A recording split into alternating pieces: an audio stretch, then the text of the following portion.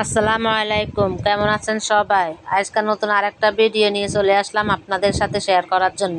আসলে খুবই দারুণ একটা রেসিপি, ইলিশ মাছ দিয়ে কলা দিয়ে। প্রথমে দেখুন, একটা পাতিল আমি পানি নিয়ে নিয়েছি, নিয়ে পানির মধ্যে একটু হলুদের গুঁড়া দিয়ে দিলাম আর মরিচ লবণ দিয়ে দিলাম, দিয়ে পানিটা নিয়ে আসলাম। এখন যেখানে কলা কাটতেছি সেখানে পাতিলটা এনে রাখলাম। আর দেখুন কলাটা ভাবে কেটে নিচ্ছি, মানে মাঝখান দিয়ে আগে ভাগ করে নিয়েছি, নিয়ে তারপরে ছোট করে কেটে নিচ্ছি আর কি। এভাবে কাটলে কলাটা কাটতে সুবিধা, তাড়াতাড়ি কাটা হয়।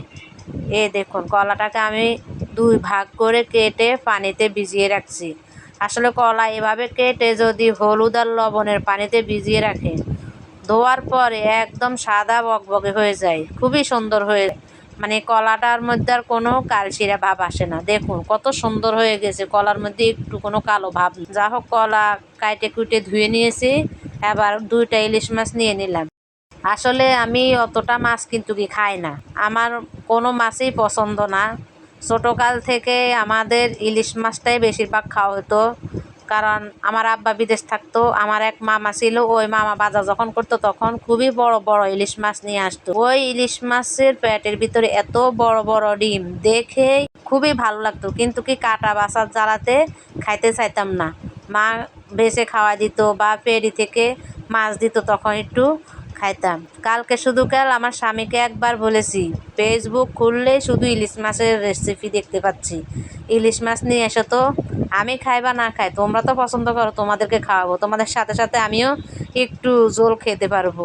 আসলে আমার আবার ইলিশ মাছ খাওয়া মানা, এমনি তো মাছ খাই না, তারপর আবার যে মাছ একটু খাবো সে মাছ খাওয়া আবার মানা। যা হোক, নিয়ে আসলো, আনার পর কেটে কুটে ধুয়ে পরিষ্কার করে নিলাম। ইলিশ মাছের পেট হয়েছে ডিম ডিম সহকারে কেটে নিয়েছি। কেটে নিয়ে এখন এই যে চুলার উপরে ফ্রাই প্যান দিয়ে দিলাম, দিয়ে তারপরে এখন হলুদ আর লবণ মেখে একে একে সব মাছগুলা দিয়ে দিয়েছি, দিয়ে হালকা একটু মাছগুলাকে ভেজে নিব। আসলে ইলিশ মাছ কাঁচা রান্না করলেই বেশি স্বাদ লাগে, কিন্তু আমার বড় ছেলে আবার ইলিশ মাছ পছন্দ করে না।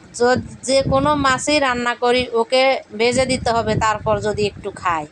সব মাছ খাবে, কিন্তু ভেজে দিতে হবে, তাই ওর কারণেই এই ইলিশ মাছটা ভেজে আমাকে রান্না করতে হচ্ছে। যা হোক, ইলিশ মাছটা আমি হালকা করে ভেজে নিয়েছি, নিয়ে তুলে নিলাম। এবার কলাগুলাকেও আমি দিয়ে দিলাম ভেজে নেওয়ার জন্যে।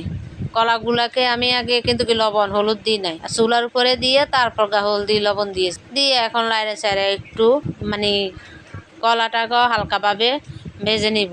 কলাটাকে হালকাভাবে ভেজলে হবে আরোই কোনো কালো দেখা যাবে না, আর রান্না করলে একদম ভাজা ভাজা একটা সুন্দর ফ্লেভার আসবে।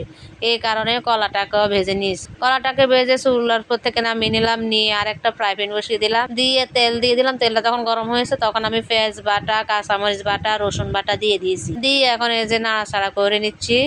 নাড়াচাড়া করে নেওয়ার পরে এখন আমি দিয়ে দিচ্ছি হলুদ হাফ চামচ আর মরিচের গুঁড়া 1.5 চামচ দিয়েছি, যে যেমন ঝাল খান সেরকম দিবেন।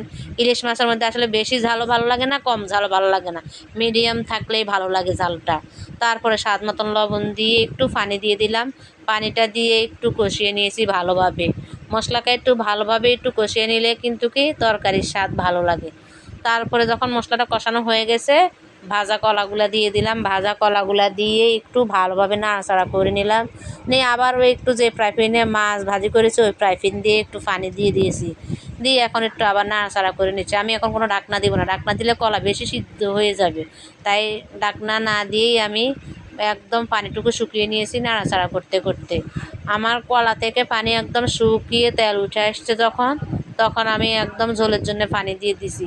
আসলে কলা দিয়ে ইলিশ মাছের ঝোল খাইতে খুবই ভালো লাগে, তাই কলার মধ্যে ঝোলটা রাখতেই হবে, সে কারণে আমি বেশি করে ঝোল দিয়েছি।